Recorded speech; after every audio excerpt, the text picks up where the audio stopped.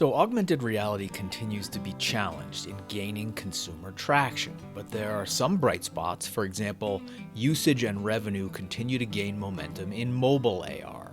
But that's really a stepping stone towards AR's fully actualized self, which of course is Headworn. So, where are we in that progression and what's the revenue outlook? This is the topic of Artillery Intelligence's latest forecast, which dives into AR glasses and all their revenue subsegments.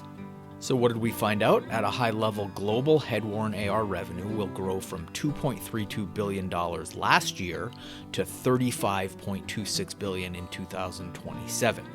Now this sum consists of consumer and enterprise spending, the former holding a commanding share in early years. Now further subdividing the spending is hardware and software, and there hardware leads in early years, but we project software to outpace it over time. And that happens as a larger installed base of in-market hardware accumulates and as software average revenue per user grows. And this is a common pattern for emerging consumer technology, which we saw in the smartphone's early days. So starting with that hardware base, we project AR headsets to grow in unit sales from 540,000 last year to 7.55 million in 2027, which will represent an installed base of about 15 million units at that time. And that's steep growth, but to put it into perspective, that outer year figure is still dwarfed by the global smartphone installed base by about 247 to 1. Now, as far as revenue share, enterprise exceeds consumer spending, as noted, and that's driven by a strong ROI case for AR-guided productivity and planning. But consumer spending will begin to catch up in later years, partly because consumer markets are generally larger than enterprise markets based on population sizes. And in this case, that consumer spending will be accelerated by improving technology, consumer acclimation, and the wild card that is Apple's Vision Pro. So speaking of Vision Pro, it launches in early 2024, and several signals point to a follow-up device in the 2027 timeframe that are more wearable all-day smart glasses as opposed to Vision Pro's bulky and mixed reality-based format.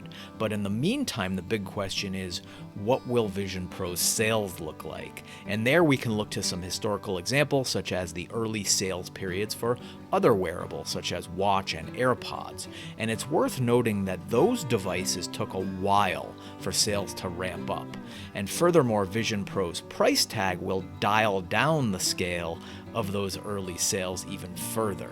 But that said, Apple does enjoy the tailwinds of its brand, and there will be a certain scale of device sales we can expect based on its fan base as well as enterprises that see ample value and ROI in its spatial computing value proposition. But again, that could take a while. So to put some numbers behind all of that, we project a few 100,000 units sold in 2024, which is low in Apple terms, but very large in AR headset terms. That amount alone will inflect the existing small scale of that market. And finally, we expect those unit sales to grow to about 10 million units by 2027. So that just scratches the surface, and you can see more in the full report. But in closing, it's not just about Apple. So current players are defining the AR glasses market, and there's lots of activity. So for example, Microsoft is seeing some ups and downs in its landmark US Army contract. Meanwhile, Magic Leap has accomplished quite a turnaround in its organizational restructuring, an enterprise pivot, and the much improved second generation hardware in Magic Leap 2. So this shifting ground is emblematic of early stage sectors, and expect to see more of the same as the industry twists around and takes shape as it grows towards adolescence.